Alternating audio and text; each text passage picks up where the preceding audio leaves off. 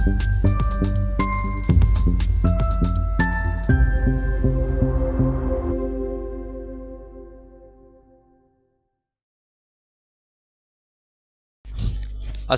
আলাইকুম dear viewers, সবাইকে স্বাগতম। আজকে আমরা একটি অটোক্যাডের ইন্টারফেস নিয়ে আলোচনা করব। আপনারা যারা অটোক্যাড শিখতেছেন বা শিখতে চাচ্ছেন, আপনাদের জন্য আমি সিরিজ আকারে একটি টিউটোরিয়াল দেওয়ার চেষ্টা করব ইনশাল্লাহ। তা আজকে হচ্ছে প্রথম টিউটোরিয়াল। আজকে আমরা অটোক্যাডের যে ইন্টারফেস আছে সেই ইন্টারফেসটা দেখব। তো সেজন্য আমরা প্রথমে অটোক্যাড সফটওয়্যারটি ওপেন করে নেব।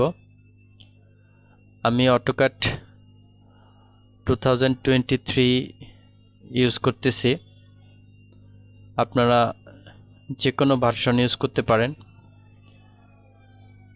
সবগুলোর ফিচার প্রায় একই রকমের, তবে আপডেট ভার্সনের কিছু আপডেট ফিচার্স থাকবে, এটাই স্বাভাবিক। তো আমাদের ওপেন করার পরে এরকমের একটা ইন্টারফেস আসবে। এখান থেকে আমরা নিউতে যাব। নিউতে ক্লিক করব, লেফট ক্লিক করব। লেফট ক্লিক করে আমাদের এই যে ইন্টারফেসটা চলে আসবে। এখানে আমাদের কি আছে, প্রথমে দেখেন এই যে এ লেখা আছে, এ ক্যাট, এটাকে আমরা বলবো অ্যাপ্লিকেশন মেনু। দেখেন অ্যাপ্লিকেশন মেনুর আন্ডারে অনেকগুলো আছে, যেমন new, open, save, save as, import, export, এরকমের অনেক কিছু আছে। এখান থেকে আপনারা প্রিন্ট করতে পারবেন। অ্যাপ্লিকেশন মেনুর ঠিক পাশেই কতগুলো টুলবার আছে, দেখেন এগুলোকে আমরা বলতে পারি কুইক অ্যাক্সেস টুলবার। যেমন এখানেও new, open, save, save as. আমরা অ্যাপ্লিকেশন মেনুতে যে জিনিসগুলো দেখলাম এখানেও সেম জিনিসগুলোই আছে। তারপরে এখানে লেখা আছে দেখেন অটোডেস্ক অটোক্যাড 2023 ড্রয়িং 1.dwg, এটাকে বলে টাইটেল বার। অর্থাৎ এখানে আমরা যদি একটা নাম দিয়ে সেভ করতাম তাহলে নাম চলে আসতো। এখানে আমরা কোনো নাম দেইনি, সে কারণে ডিফল্টভাবে ড্রয়িং অন লেখা আসছে। তারপরে যে এই জায়গাটা, এখান থেকে এই জায়গাটা যতটুকু আমরা দেখতেছি এটাকে বলে ইনফো সেন্টার। এটাকে এখান থেকে যে কোনো ইনফরমেশন আমরা নিতে পারি।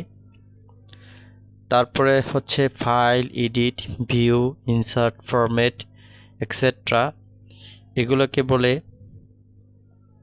Menu bar. এটা হচ্ছে মেনু বার। তারপরে দেখেন home, insert, annotate, parametric, view, etcetera, এরকমের অনেকগুলো আছে, যেগুলোকে আমরা বলি রিবন ট্যাবস। প্রত্যেকটা রিবন ট্যাবসের আন্ডারে কতগুলো রিবন প্যানেল আছে। দেখেন আমরা যখনই প্রত্যেকটা হোমে যখন ক্লিক করলাম তখন অনেকগুলো প্যানেল চলে আসছে, আবার ইনসার্টে ক্লিক করলে আরও অনেকগুলো প্যানেল চলে আসছে, অ্যানোটেটে ক্লিক করলে অনেকগুলো প্যানেল। অর্থাৎ এই জিনিসগুলোকে আমরা বলবো রিবন প্যানেলস। রিবন প্যানেলসের নিচে দেখেন draw, modify, annotation, layer, etcetera, এরকম অনেকগুলো আছে, যেগুলোকে আমরা বলবো রিবন প্যানেল টাইটেল বার।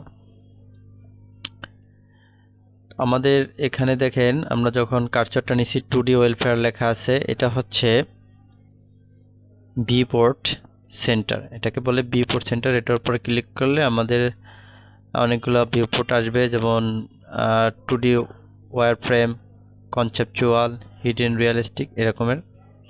আমাদের ডান পাশে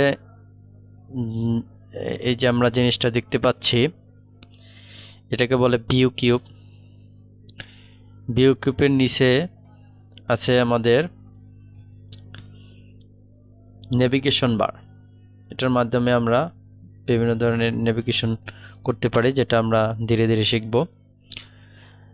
এই যে কালো যে জায়গাটা আমরা দেখতেছি, পুরো কালো জায়গাটা, সম্পূর্ণ কালো জায়গাটা, এই জায়গাটাকে বলে ড্রয়িং এরিয়া। মূলত এখানেই আমরা কাজ করব। এটার নিচে, ঠিক নিচে লেখা আছে দেখেন টাইপ এ কমেন্ট। এখানে আমরা কিবোর্ড থেকে যে যে কমেন্টটা লিখব সেই কমেন্টটা এখানে শো করবে। এবং এটার নিচে আছে দেখেন এই যে মডেল থেকে এখানে যতটুকু আছে পুরো জায়গাটাকে বলে কমান্ড উইন্ডো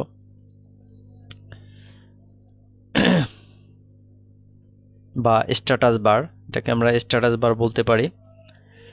তারপর দেখেন বাম পাশে আছে মডেল, লেআউট 1, লেআউট 2 এরকমের, এগুলোকে বলে মডেল অ্যান্ড লেআউট ট্যাবস। এখানে দেখেন এই কর্নারে একটা আছে এক্স এবং ওয়াই, এটাকে বলে ইউসিএস আইকন। তো এটাই হচ্ছে আজকের মতন ইন্টারফেস, ইউজার ইন্টারফেস। আমরা এর প্রত্যেকটা ব্যবহার সামনে ছোট ছোট করে শিখবো ইনশাল্লাহ। আসসালামু আলাইকুম।